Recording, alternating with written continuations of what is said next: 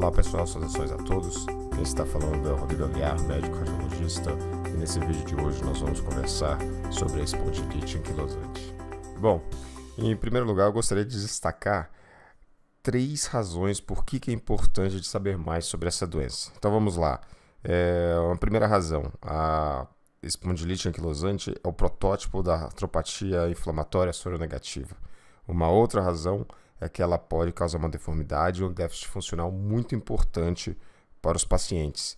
E uma última razão é que o tratamento precoce da espondilite anquilosante pode reduzir esses déficits e melhorar a vida do paciente. Ok? Então vamos lá. Bom, a espondilite anquilosante é uma espondiloartropatia soronegativa que compromete principalmente homens brancos de 15 a 40 anos de idade. A grande maioria desses pacientes, eles são HLA-B27 positivos, 90% dos casos. No início, a doença começa com uma sacroiliite e essa sacroiliite pode evoluir, comprometer o restante do esqueleto axial do paciente e às vezes o esqueleto periférico em 35% dos casos. Clinicamente, esse paciente ele tem uma limitação da mobilidade da coluna com alteração do alinhamento. Bom, falando dos achados de imagem, lembrar que o raio-x ele apresenta uma baixa sensibilidade na avaliação da sacroiliite. A anatomia das sacroiliacs também não ajuda, né? As sacroiliacas elas são oblíquas e elas são um pouco irregulares, as superfícies articulares, então isso aí dificulta um pouco a avaliação pelo raio-x. Lembrar que na avaliação pelo raio-x devem ser feitas incidências específicas para a sacroiliaca. No raio-x, a sacroiliite é uma sacroiliite bilateral e simétrica, ok? Ela é muito parecida também com a sacroiliite da espondiloartropatia enteropática. O primeiro sinal radiológico é a perda da definição do osso subcondral, que isso aí pode evoluir para erosões ósseas com pseudoalargamento articular. E mais para frente ainda, anquilose fibrosa ou anquilose óssea.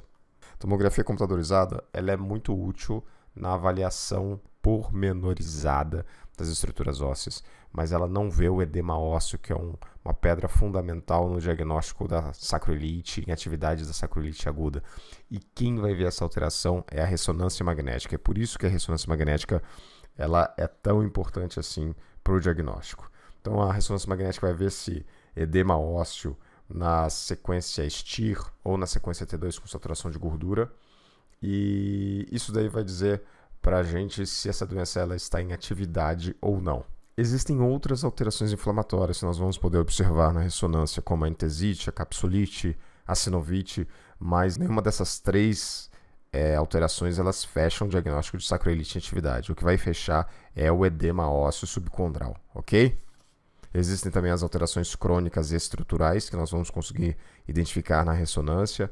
Essas alterações são a esclerose óssea subcondral, as erosões intraarticulares, a anquilose óssea e também a deposição anormal de gordura periarticular devido à doença inflamatória crônica. Após o envolvimento das sacroiliacas, nós podemos ter o envolvimento então do restante da coluna, ok?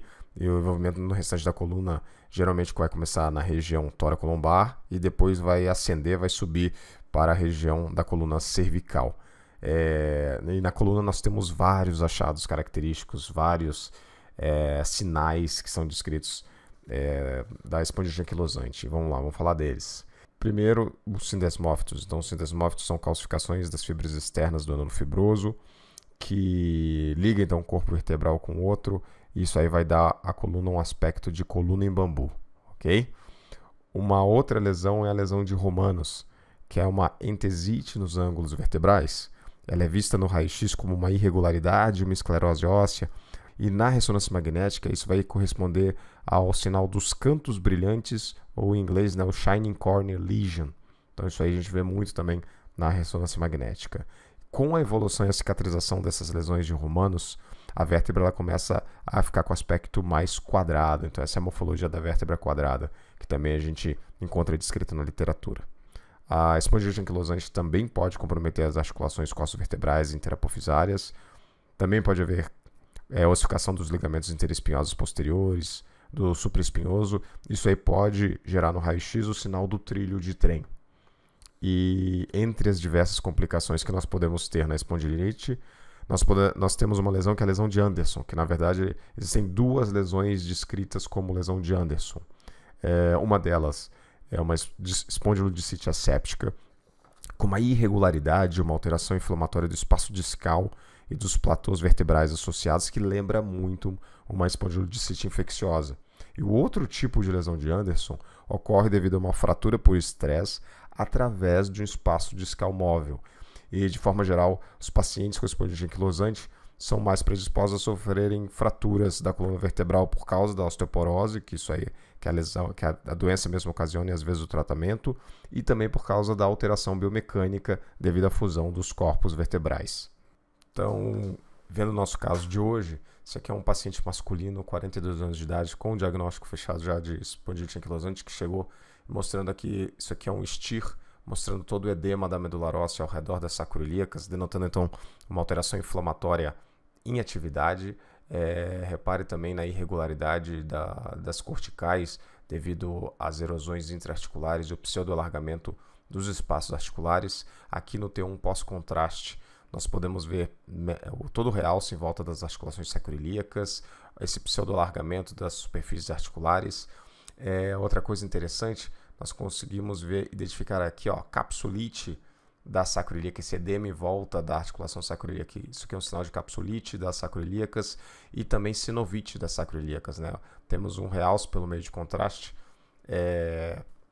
localizada no interior do espaço articular, né?